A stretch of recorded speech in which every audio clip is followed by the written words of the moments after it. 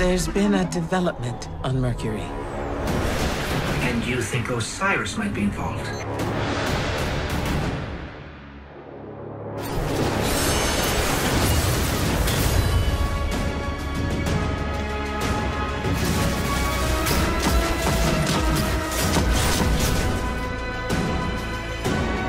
I predicted many things, but I never saw you.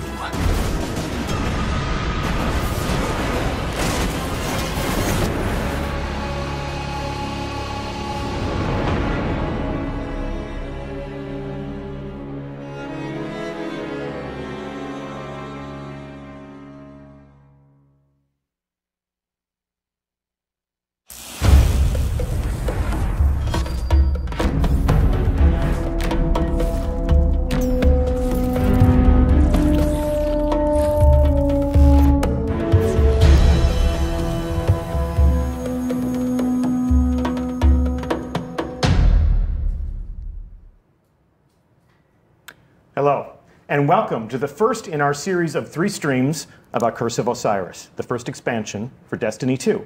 I'm Deej from Bungie, and I will be your host for today's conversation and playthrough. And I'm joined on the couch, in the hot seats, by 2 of the 4 developers that I'll be introducing you to today. We are joined by Christine Thompson. Good morning. Good morning to you, as well as Dave Matthews. Morning. Glad to have you both here. The focus of our show today is the new story that we are telling in The Curse of Osiris. We will be talking about the places you'll go. We'll be talking about the characters that you will meet. First, let's introduce our audience to yourselves. Christine, talk to us about what you do at Bungie and what was your contribution to this expansion. I started as a writer at Bungie a couple years ago. I worked on live events, Rise of Iron, the Destiny 2 campaign. For Curse of Osiris, I am the narrative lead, which means I am coordinating all of the teams working on the story of Curse of Osiris. I work with the writers, our narrative designers, audio, cinematics, and work with Dave and Dan Miller, our design director, and put it all together and make the story. So that's a unified approach all the way from the major themes of the story that we're telling all the way down to the flavor text that goes on a weapon. Everything. And Dave? Yes. Morning. Morning. Talk to me about how long you've been at Bungie, what you've been doing since you joined us, and what was your contribution to what we're about to take a look at. So I've been at Bungie for about 8.5 years. When I first joined, I used to work with the characters and hard surface teams, so weapons, vehicles, all the combatants, as well as all the gear that you had. And as time has progressed, I've worn a few other different hats, including creating large spectacle moments throughout the game. And in Curse of Osiris, I'm acting as the art director. Awesome. Well, with those introductions on record, we'd like to introduce you to some of the characters that you will meet in Curse of Osiris. Spoiler alert, if you have not finished the Destiny 1 campaign, we will be discussing some of those details throughout the course of this conversation. And if you want to start playing this expansion unaware and completely ready to discover new things, you will be learning some things about what we have in store for you. So it won't hurt our feelings at all if you evacuate the stream right now and join us in the game on December 5th. Yep, hear no evil, see no evil. With that said, we'd like to introduce you to the man himself, Osiris.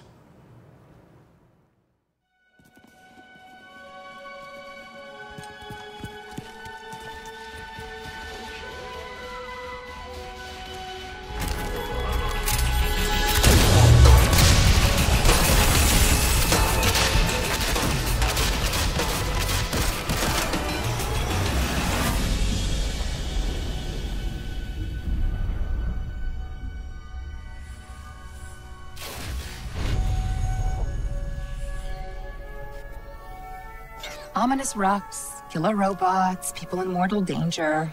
Seriously, aren't you tired of this? Fatigue is a distraction from our purpose, as are complaints. Oh, I haven't begun to complain yet. Ouch! Ugh! Now I'm complaining. Focus, Sagira.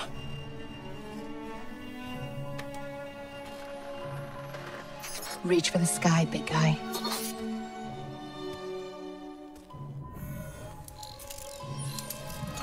La facel! Need help?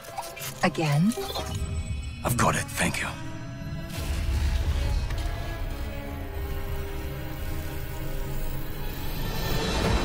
Well, Osiris.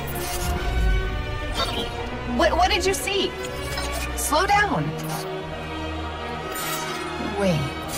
I thought Oh, Go! To your left! 2 o'clock! Medium range! You're welcome!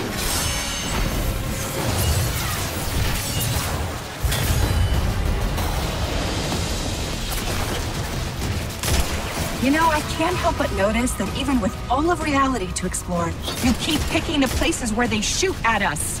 We can't stay here. If the Vex succeed, it's the end of everything. Sagira, we can see your light. You have to go. Nope, not leaving you. Without me, there's no coming back. If I don't stop the Vex, there won't be anything to come back to. I'm doing this for the both of us. Don't you even... Osiris!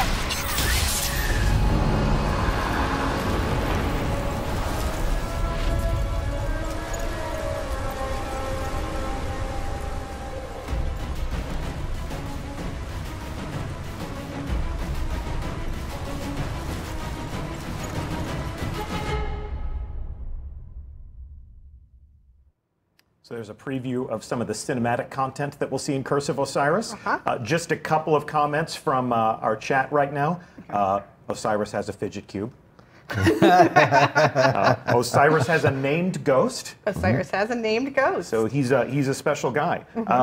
First question, point of order, why is Osiris in the Vault of Glass? Not technically the Vault of Glass. Okay. Osiris is in a place called the Infinite Forest, which we'll talk about more during this stream. It is a reality engine the Vex use to simulate all of the aspects of reality that they can touch, because they are looking for something specific. They are looking to brute force reality and find the thing they want. And Osiris is there looking for it too. Pretty lucky. Yeah. Yeah, imagine if we could do that. We could take a look at all of our eventual realities. And pick out the one you want. And pick out the one you want. Like, no, don't major in that. So he's traveling through the Infinite Forest. We will take a look at the Infinite Forest on this stream, but probably experience it from a gameplay perspective on the next stream when we talk about new activities. Talk to me about the story that we're telling, though. What are the main themes of this narrative? I mean, when we first started talking about what we wanted the expansion to be, we wanted a mystery, we wanted adventure, we wanted something that would take you from planet to planet. We also wanted to start digging into some of the questions in the lore that have been there that players want to know about, like, who is Osiris? This is a name you know from Destiny 1 and the Trials of Osiris and Grimoire cards, but you don't really know about who he is or why he does what he does or where he's been. And also the Vex, we've had a lot of hints about the Vex having some sort of greater plan, but what is it? What do they want? And what's the timeline for Curse of Osiris? When does all of this take place? This is, okay, spoilers for D2. We won the Red War. This is a few months after that. Okay. Yeah. It is, in fact, a few months after we won the Red War. So we're keeping up with the world of Destiny in real time. So at the end of the Destiny 2 campaign, there is a reawakening of the Traveler. A pulse of light spreads out across the solar system, and that has repercussions. That, I mean, as players saw at the end of the game, that wave of light goes all the way across the solar system and beyond. And one of the things it touched was Mercury. Now, the Traveler waking up and that wave of light was actually an essential component for what the Vex want to do. They were waiting for it. So now that wave of light has come across Mercury, this gateway has activated, Vex are coming out of it, this plan is being set in motion, and at this point is when Ikora knows she needs somebody to look into the situation, and Ikora turns to her friend, the one who brought her back from Io, and says, I need your help. I need you to look into this. Okay. Pretty deep meta question from chat, from Rhino. How do we know the Red War wasn't a simulation? How do you How know? do we know that this stream, that this life that we're living right now isn't a simulation? There is no spoon. We don't. There is no spoon. But if it is a simulation that feels this real, does it matter whether or not it's real? Doesn't or a matter to me. simulation? I'm gonna finish this stream, and then I'm gonna go have lunch, and I don't care if any of it's fake. Yep. The Matrix is telling me this steak is juicy. So moving right along, I want to talk about the characters that we will meet on this journey. Let's begin with Osiris. We've got a slideshow put together, and these faces are far more interesting to look at than ours. So let's share some screen time with Osiris. Talk to me about this character and what we did to sort of reach past all of the conjecture and theorizing on the part of the players who may have followed in his tracks to the Lighthouse. Sure. And bringing him to life, as it were. Early on, when we talked about Osiris, take a step back. Osiris, we've talked about Osiris for years within the studio, and this was our first chance to really put him front and center and show just how much of a badass he is. And I mean, we just saw like what he's capable of doing with like Dawnblade, and like that's ridiculous. But we wanted to get into the notion of how he is as an exiled Vanguard leader, as he is the greatest warlock that's ever lived. All these things, plus what he's been doing, his obsession with the Vex, why he's on Mercury, these are all things that we brought into how we came up with the aesthetic for him. Real early on, we made the commitment. We wanted to make sure he was Middle Eastern, and he's actually even voiced by Oded Fehr, which is freaking great.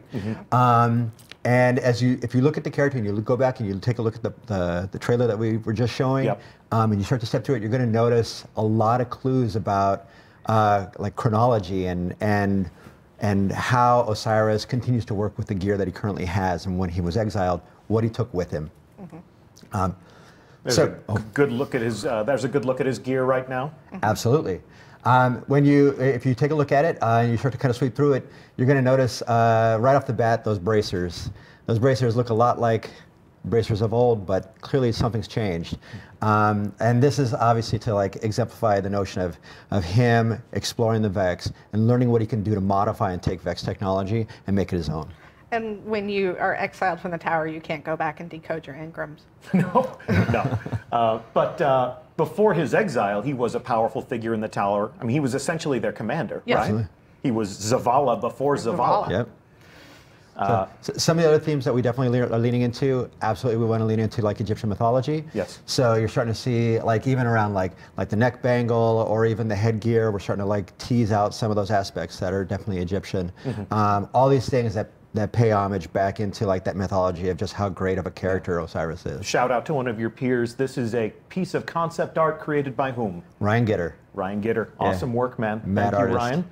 And then this view of Osiris's gear is, this was what, the cinematic model? Right. This is the model that we just saw in the prologue that we were just looking at. Yeah. This is our high-res cinematic model. So this is where we can see all of the small, fine details that are there. We also have the in-game model that you're going to be able to see at some other point, and I'll leave that as a secret. Okay. Yes, as indicated, we've got 3 streams, including this one, before it's time to play. So there'll be a lot of opportunities to dive deeper into all the different aspects of Destiny that brings players to the game.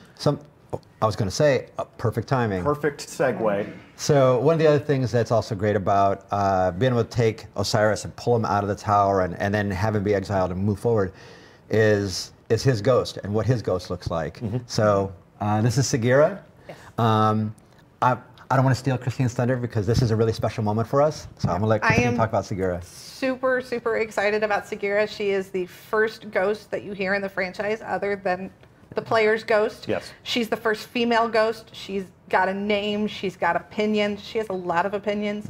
She sometimes thinks the Guardians, including Osiris, take themselves too seriously. No. So it is a lot of fun looking at the world through her eyes. And when we reach Sagira in our timeline as players, she has been, as we saw at the end of that prologue, sort of lost. Yes. And we mentioned that Oded Fehr plays Osiris. Who is the voice of Sagira? Marina Baccarin. Yeah. from Firefly, from Firefly, and Gotham, and Gotham, Homeland, and Deadpool. Deadpool, and everything. awesome talent to bring into the story. And this image comes from what? This is one of the shots that we are previs for some of the prologue, and as you start to look at her, like we really wanted to pull out some of those sassy aspects of the character and bring that into the visuals. Yep. So you'll see her not only as the shell itself, but then also in her performance and how she interacts with Osiris. Yep. Can 1245 says another Firefly star. Bungie's got a Firefly fetish. I think We're trying to collect them. We're we're basically It's like collecting trading cards. every cast. We're getting close.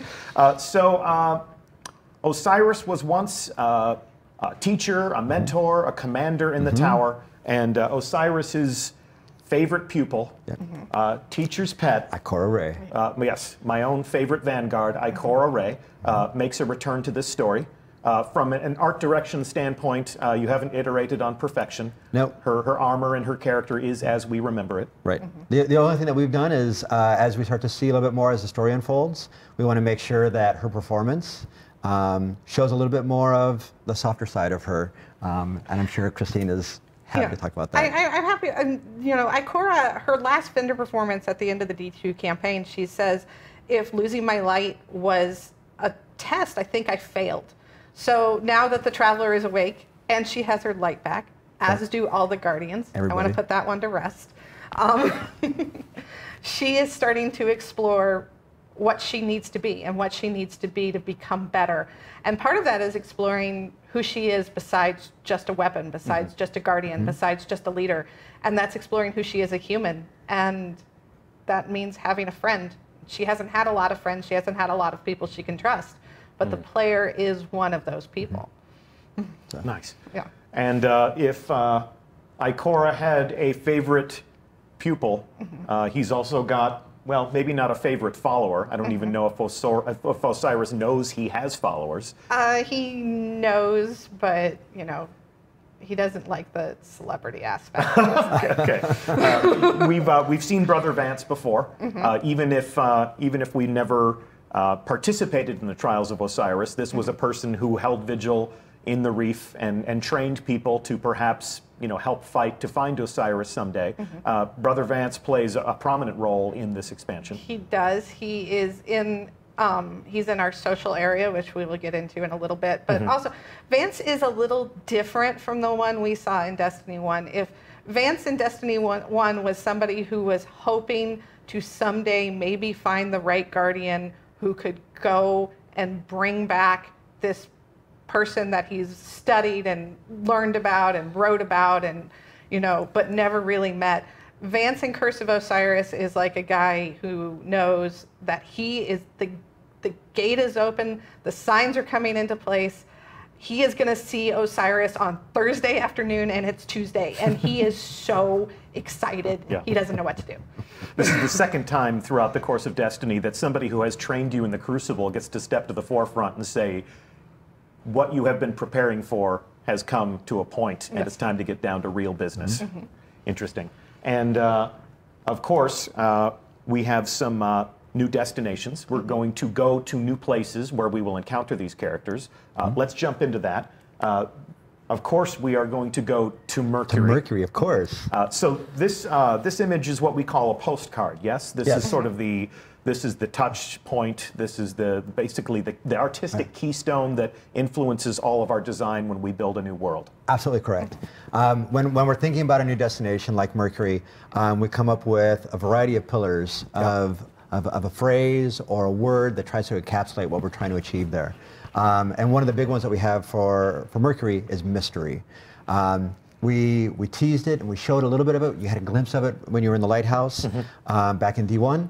And everybody always wanted to understand what it was like to be out there. So as you start to look at this concept and the other locations on the present version of Mercury, we use that as a way to look for to create mystery, to create wonder, to create a sense of discovery of what's around every corner. We use that as our guiding touchstone for how we look at our environments, how we create the landscape, how we create the props that exist inside of it, lighting, environment effects, all those things come back to that guiding picture. Christine, in terms of the chronology and the lore, Mercury was a lush garden world. Yes. And then the Vex show up and ruin everything. So they've turned this into their own machine world, essentially, yeah? They've hollowed out the core of the planet, and that is something we're going to talk about why they did that. Okay, and that's one of the mysteries that we'll solve. And then this is obviously an in-game view of that environmental landscape. Sure. Just a piece of Mercury right here. Yeah. And what you're seeing is that's the gate that actually takes you to the infinite forest. And that's something that Christine was talking about just a couple seconds ago. Yeah.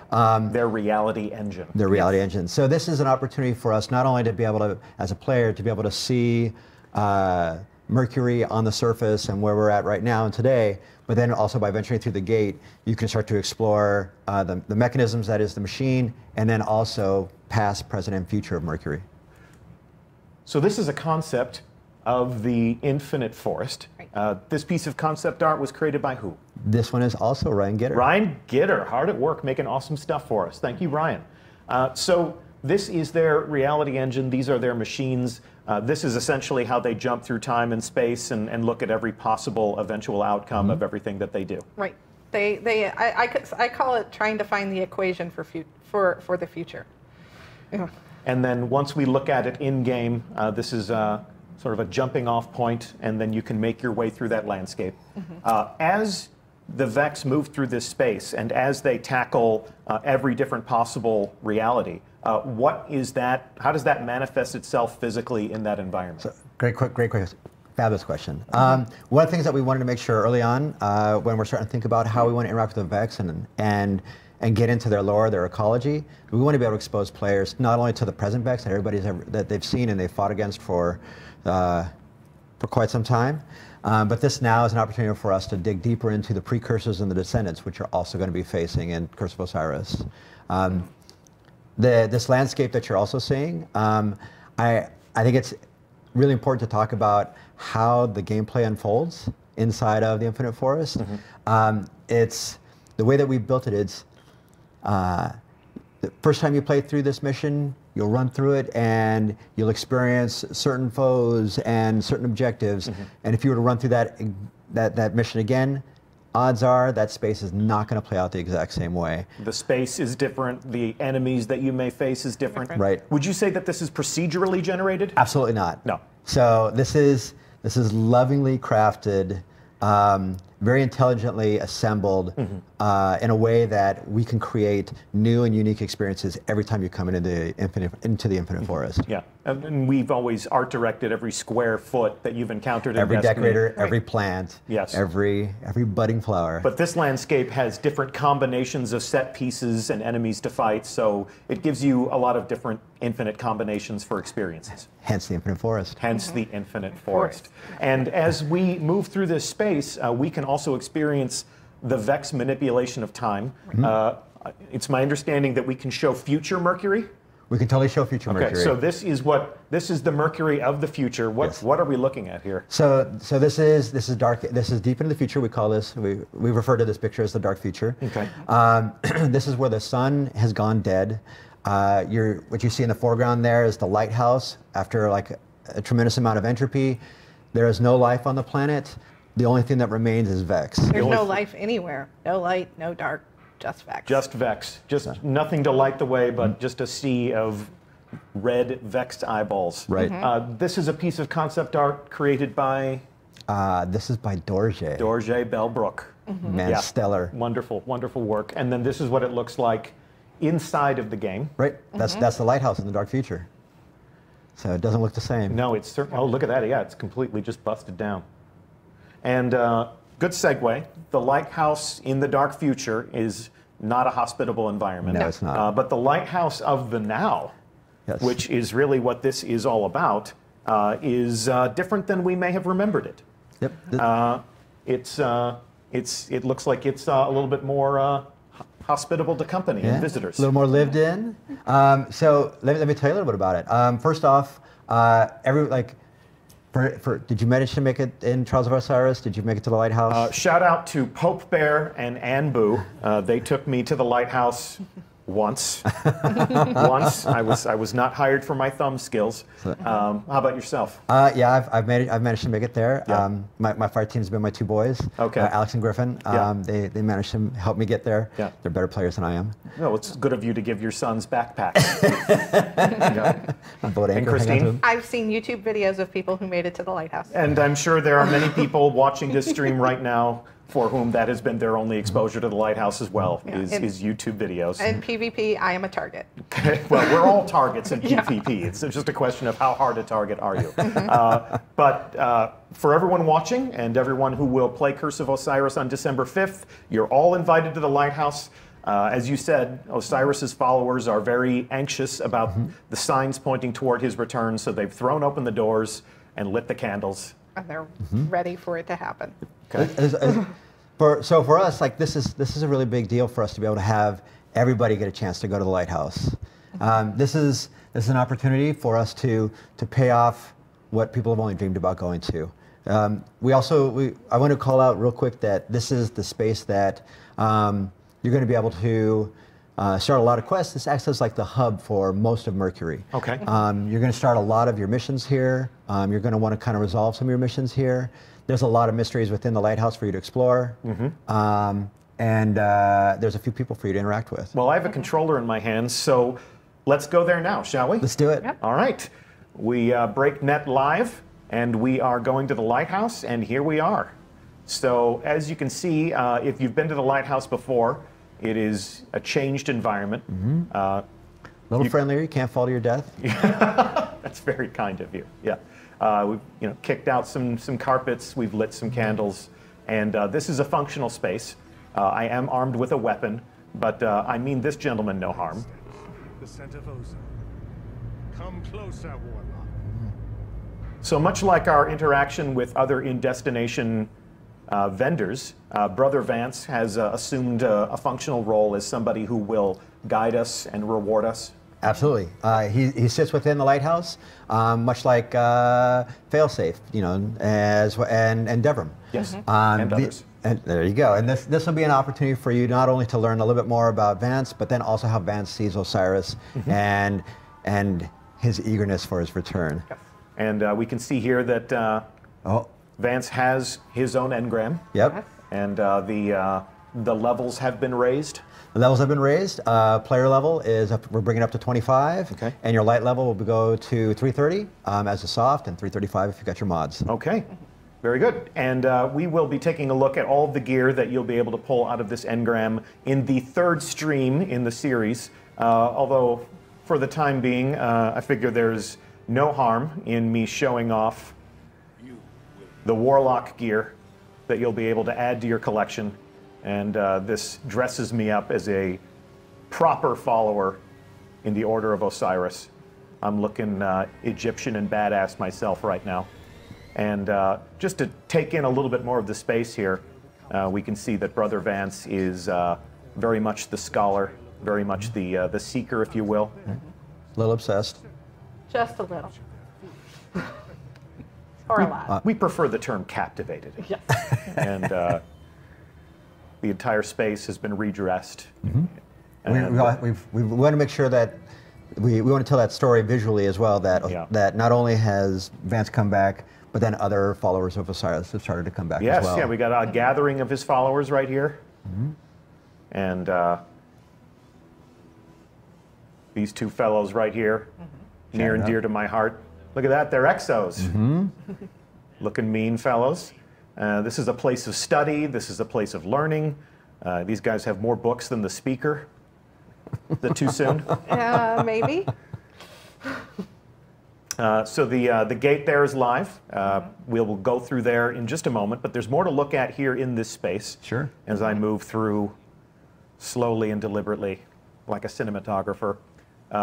Here's something I'd like for you to tell me a little bit about Dave, but I think when we have Dan Miller, the game director for Curse of Osiris, in the hot seat next week, I think he can give us a little bit more context What is this installation right here? So this is basically a tracker or a history marker for some of the optional activities that you're going to be able to have as a player at the end of campaign. Okay. If you actually look at your hand cannon that you got it in your hand right now, Yep. That's actually one of the destination themed weapons. That is like basically the notion is older weapons that Osiris has grabbed, taken, and modified using Vex technology. Yeah. You actually have an opportunity to go and adventure for the ability to forge these types of weapons. Okay. And that object that you're looking at right now, that actually shows you the markers of all the different ones that you've been able to create to date. Yeah, so we've got a couple of glyphs or runes or some sort of holograms here that are active, and each of those nodes represents a different weapon. Absolutely does. And I will acquire these throughout the campaign, after the campaign? How does after the this work? campaign, Okay. and it's all optional quests that you can do as a player. And so each one is represented by a quest. Yes. And I can see here that you seem to have hacked into some Vex technology and wired it into this installation over here. Yep, we call that the forge. That's actually where you'll take all your elements and Yeah. you bring them together and you're able to forge these weapons. Look at that, we're worse than the Fallen. Okay. And then as we move over here, we can see that, as always, the Lighthouse has a lovely view. And you'd mentioned before that there's always been a player curiosity to leave the confines of this space. What's on the surface? And Yeah. explore what's out beyond. there. See what's out there. So this is a good opportunity to satisfy that curiosity. Destiny has always been about exploring. We should go through the gate. We should go through the gate. Here we go. So we're going to see what's on the other side. And here we go. We are going to visit Mercury for the first time. Welcome to Mercury. As you can see, I have a fire team waiting for me. Right here, we have a Titan dressed similarly in some fabulous. This is our destination theme gear. Okay, so this is the gear that I'll earn by playing the campaign and being a willing combatant, and then. And there's my favorite. I play a hunter. Oh yeah, we playing favorites now? Well, then we have to have another warlock. I'm all the warlock you need today. So they know the rules. If I'm going to sit in the chair and hold a controller, I get to be the warlock. All right. So this is our public space. So this is the space that exists in the present time. This is where public events will occur, lost sectors, all the things that people have loved to find and explore on EDZ and other places inside of Destiny 2. We offer all the exact same things on Mercury as well. And I can see that the Cabal are paying us a visit. What's Mercury is the closest planet to the Almighty, and there are survivors after the Guardian went and kind of wrecked the place. Yeah. So they have come to Mercury. All right. Let's see what else is on Mercury. Gentlemen, if you'd lead the way and take us on a walking or perhaps even shooting tour of the environment. It is a bit of a hot zone, so be careful. All right. Weapons hot. Fangs out. You are green to engage. Let's see what they got. Yeah, like as you promised, we got some Cabal stragglers through here. You'd mentioned that we're going to find all the things that make a Destiny destination what it is. You'd mentioned lost sectors. Obviously there are chests that we can open up. Public events. Public events. We have this is a pretty big deal for us as well. We have a bespoke public event.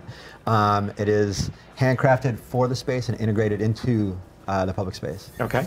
A rather big public event, from what I've heard. It's our largest to date.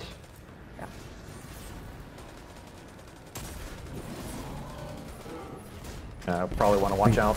Yeah, watch out for that Vex milk. Radiolarian fluid, please. Yes, come on, come on. You're sitting next to your narrative. You got to be on point here, man.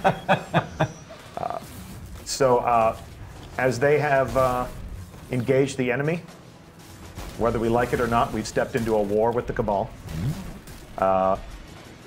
If you take a peek, take a peek, and if you can not get shot at the same time, but if you look up over to your right, yep. Not only will, Let's see, let me get a bird's eye view. Yep. Let me go up. That's a lot. There you go. Keep me safe up here, boys. I'm trying to lead a tour group. So not only are we this is again right after the campaign of D2. Yep. So the Almighty is out there in the horizon. Yep. And then if you look up there, that is actually the Lighthouse. Yeah, we can see the Lighthouse from the outside for the first time. And then very close proximity to our sun. And what remains of the Almighty is still in the skybox. Yep. All right, cool. Great opportunity to get a tan. Yes, exactly. Or get burnt to a crisp. So I'm going to jump down here. We will continue our reconnoiter. I'll let my buddies take point, as I always do. So what you're starting to approach now, that's the gate that allows you to enter the Infinite Forest. Okay. And ultimately explore all the different times that have the capstones to the past, present, and future. Awesome. And you'd mentioned the lost sectors before, but in keeping with the themes of mystery, my understanding is that you're not necessarily marking those on the map. We're not going to show them on the map until after your campaign is all complete, and give you an opportunity to find them all on your own without any assistance. This is usually how I enjoy PvP, through the grace of my fire team. Thanks, guys. There we go. I'll help. I helped. Oh, we got a man. Oh, we got two down. Need a respawn.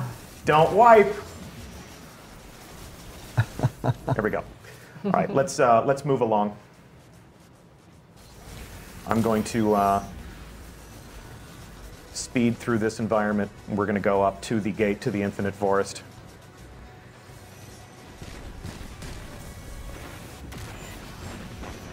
Yeah, and again, early on, we want to make sure that anybody that played PvP maps down on Mercury, that all this stuff felt familiar. And if you harken back even to like Black Garden days, some of the statues and things like that, we want to pull that idea and those concepts forward, and make this place feel familiar, yet unique and full of mystery. All right. We'll take one last look at Mercury. And then we are going to go through this gate, which will bring us into the Infinite Forest. I am now deep within the planet of Mercury? Yes. The Infinite Forest is pretty much fills the core of the planet. The Vex came in, they took it over, they hollowed it out, and they built this. And they keep building. From an aesthetic perspective, it was a goal of ours to make sure that we could create something that felt like it's sit outside of time and space. So we come back and look at that postcard, and now that you're here, boots on the ground, actually looking at the space, we wanted to make sure it felt surreal, it felt dreamlike. Well, as my fire team forges ahead, I'm going to park right here, just so that we can take a look at the destination. Sure. We can see some of these different installations here. Yep, we call those trees. Okay. The Infinite Forest has to have trees. A forest needs trees. And what would the Vex consider a tree?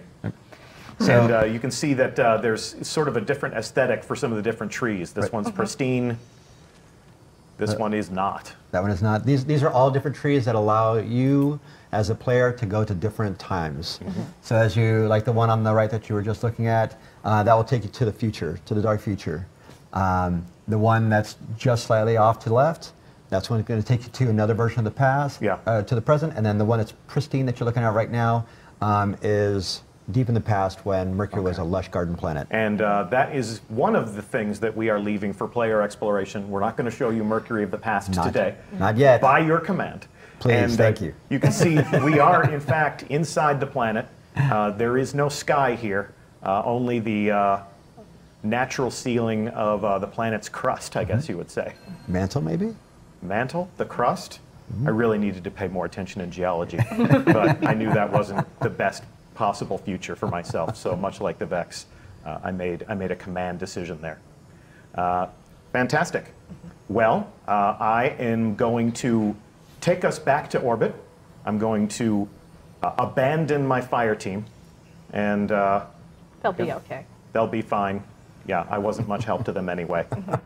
So I'm going to return us to orbit, and we are going to move on to the next portion of this stream.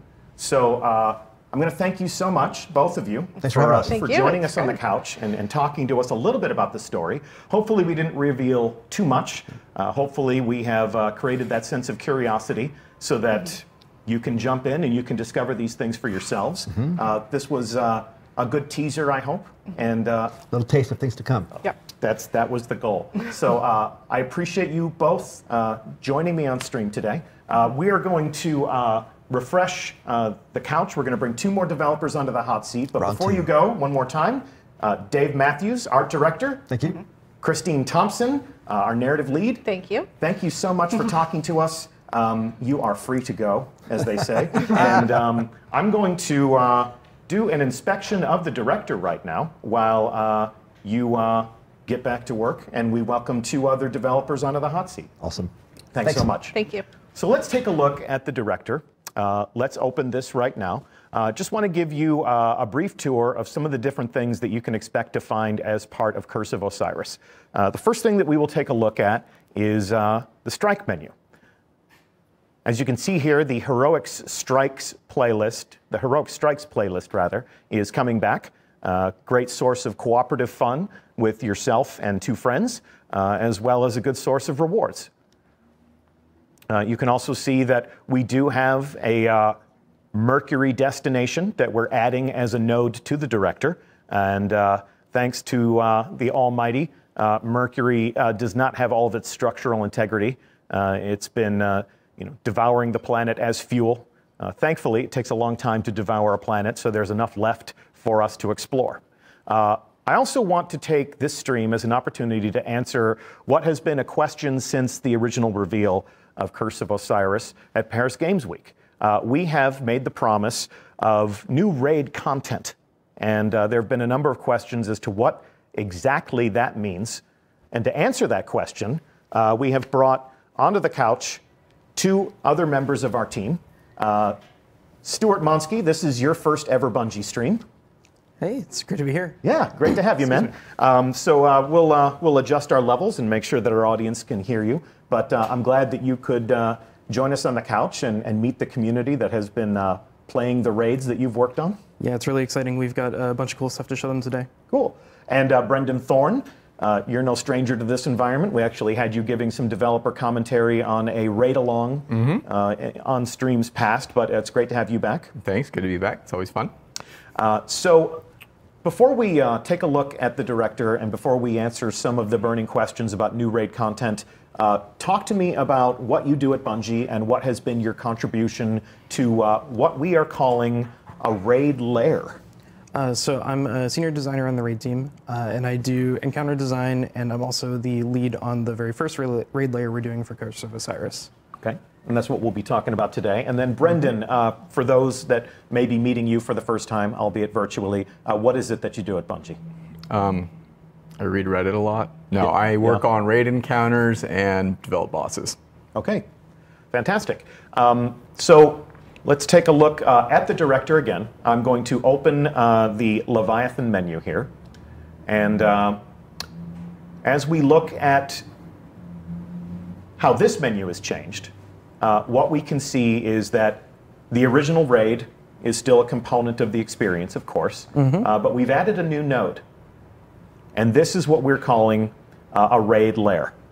The Leviathan Eater of Worlds is the name of the activity. If you could, summarize for me, what is a raid lair? A raid lair is a brand new 6-player raid activity. In this raid lair, we're going back to the Leviathan. It's an entirely new set of encounters, new puzzles, new loot, completely new places to explore. You got to remember this ship eats planets. That's how big this thing is. Big place. Lots of different places to explore. And then we have a brand new final boss for you to fight. Okay. And then we also have the original raid. You can see here that the recommended power for the Leviathan is now 300.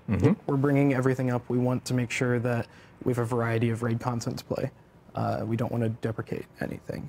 So if you're a Guardian that's reached your maximum potential, this becomes a challenge that you can enjoy again and again and again. If you're a Guardian who decides to join us in Curse of Osiris and you're looking for new challenges, you're taking us back to the Leviathan, and we get to face a new bad guy. Yep, and it doesn't matter if you've completed the Leviathan main raid either.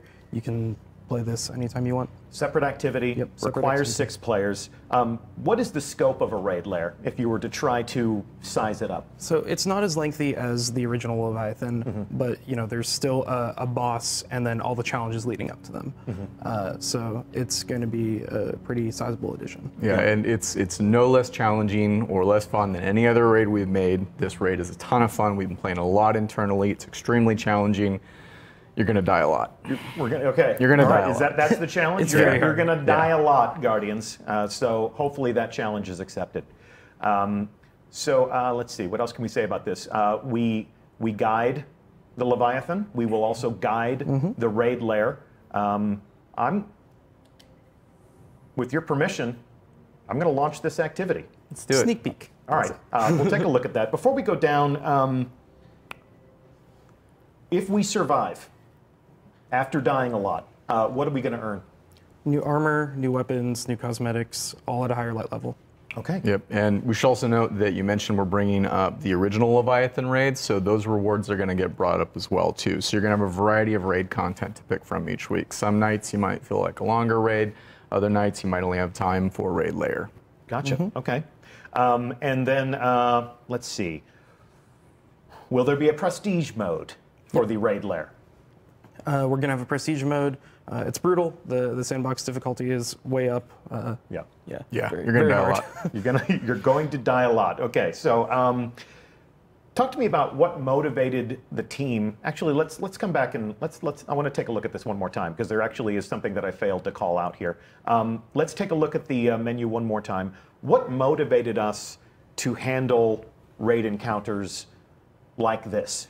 Well, we wanted to make more raids, number one. We enjoy raiding the whole team raids together. We wanted more stuff to do. Yep. And we thought we could make a whole bunch of new encounters, new mechanics, new puzzles for people. We wanted to make new bosses. Okay. Yeah, it comes down to variety.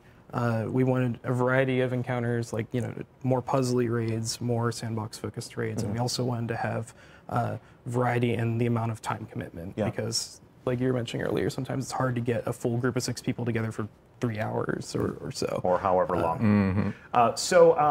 In the first year of Destiny, ever since the first year of Destiny, we've seen one major raid a year.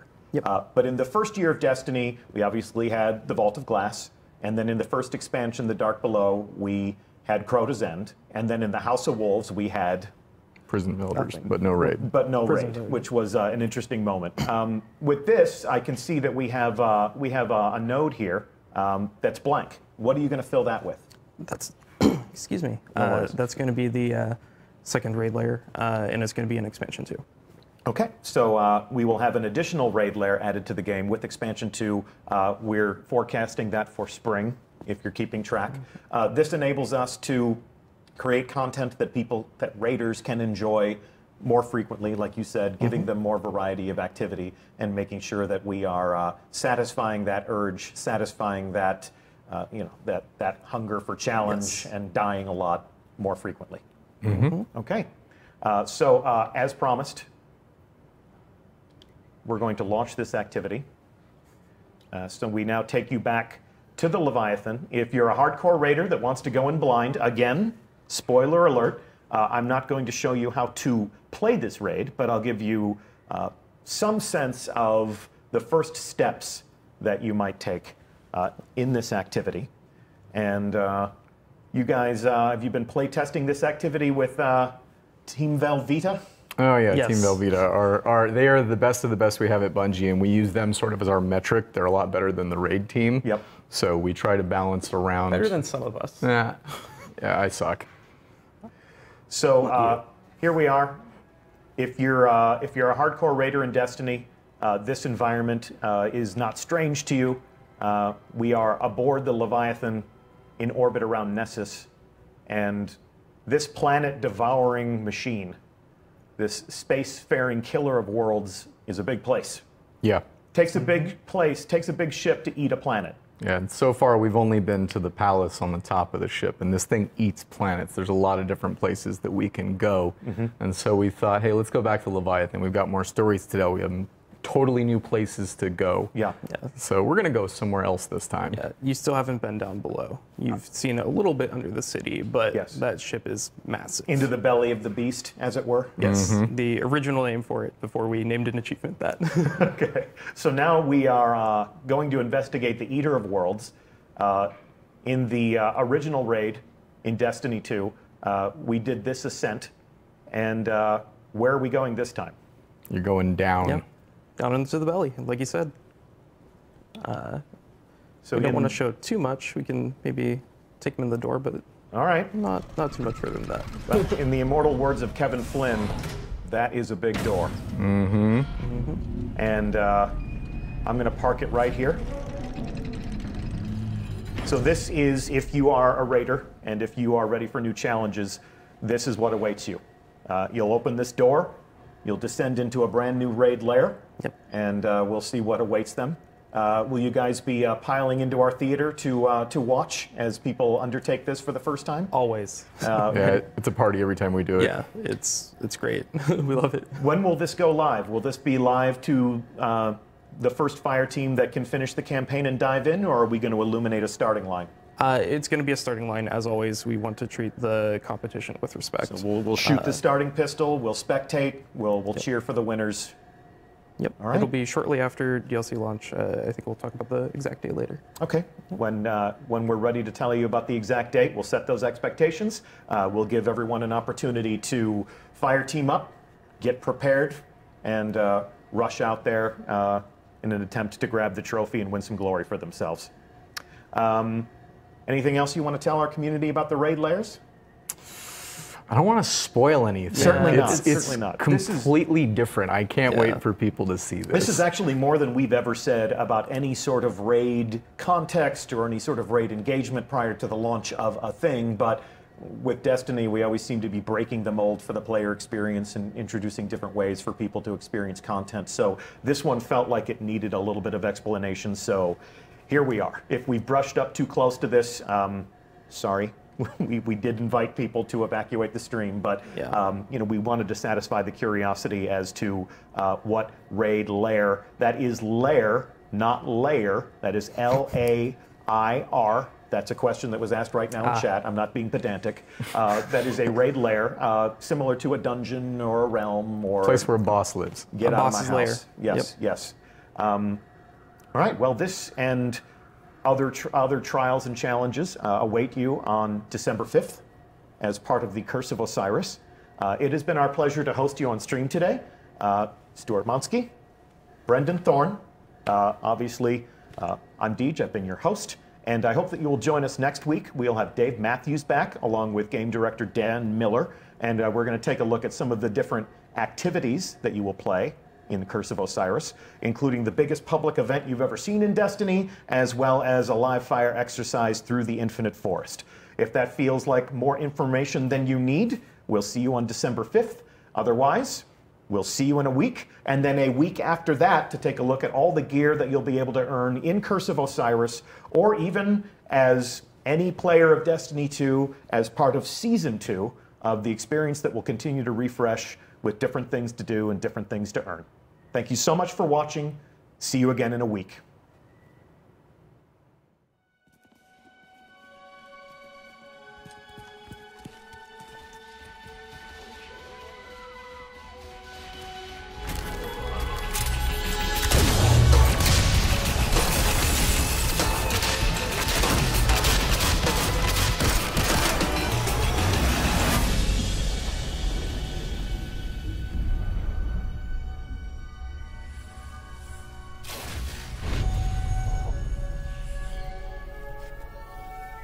Ominous rocks, killer robots, people in mortal danger. Seriously, aren't you tired of this? Fatigue is a distraction from our purpose, as are complaints. Oh, I haven't begun to complain yet. Ouch! Ugh! Now I'm complaining. Focus, Sagira.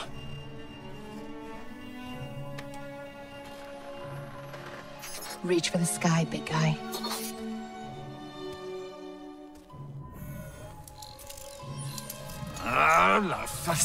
Need help? Again? I've got it, thank you.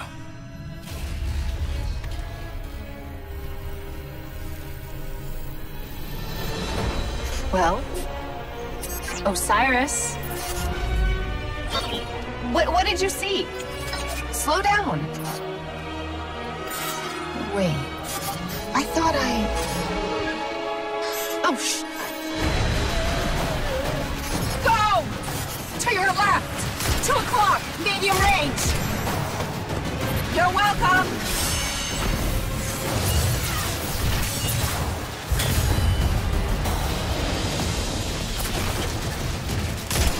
You know, I can't help but notice that even with all of reality to explore, you keep picking the places where they shoot at us.